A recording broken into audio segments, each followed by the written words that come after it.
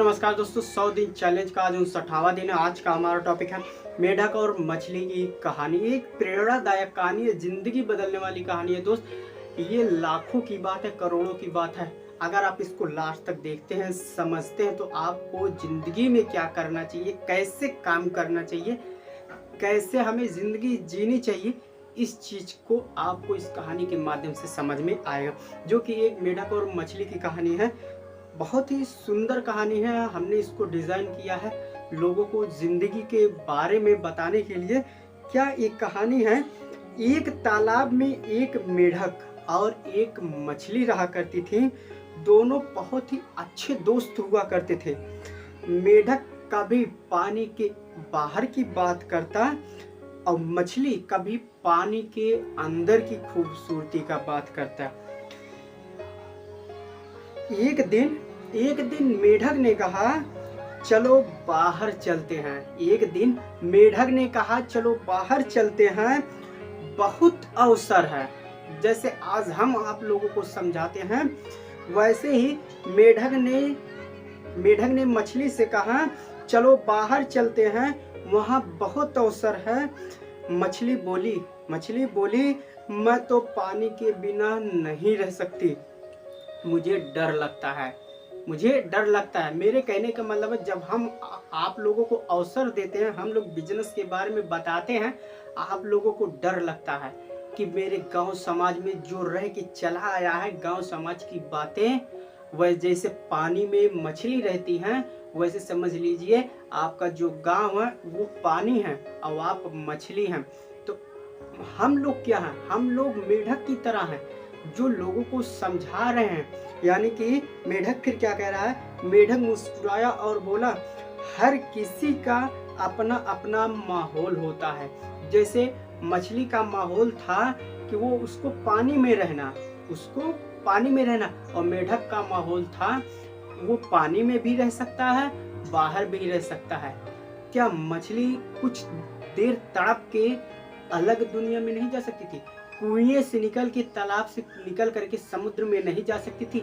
जा तो सकती थी, लेकिन कहते हैं डर, लोगों के अंदर डर भरा रहता है कि मेरा पैसा लेके डूब गया तो, भाग गया तो, ये हो गया तो, वो हो गया तो के चक्कर में जिंदगी बर्बाद पड़ी है। फिर बताते हैं, फिर उसके बाद आता है कुछ समय बाद तालाब का पानी कम होने लगता है। जैसे आज के डेट में नौकरियां, गांव समाज के लोग क्या करते? अधिकतर लोग नौकरी के पीछे भागते हैं, और नौकरियां कम होने लगी है तो, लेकिन ना के बराबर है। फिर बात करते हैं नौकरियां तो हैं लेकिन कम होने लगी हैं। उसी तरीके से फिर उसके बाद जो कहानी है, फिर उसके बाद बता रहा हूँ कि मेढक बाहर निकल करके दूसरे तालाब में पहुंच गया और बच गया। लेकिन मछली अपने पुराने माहौल से बाहर नहीं निकल पाई और मुश्किल में फंस गई। यानी कि वो बाहर नहीं निकल पाई। जो मछली थी उसको डर लगता था कि ये होगा, वो होगा, मुझे तड़प होगा, मैं मर जाऊंगी, ये वो समस्या, दुनिया भर का वो समस्या सोचती रही।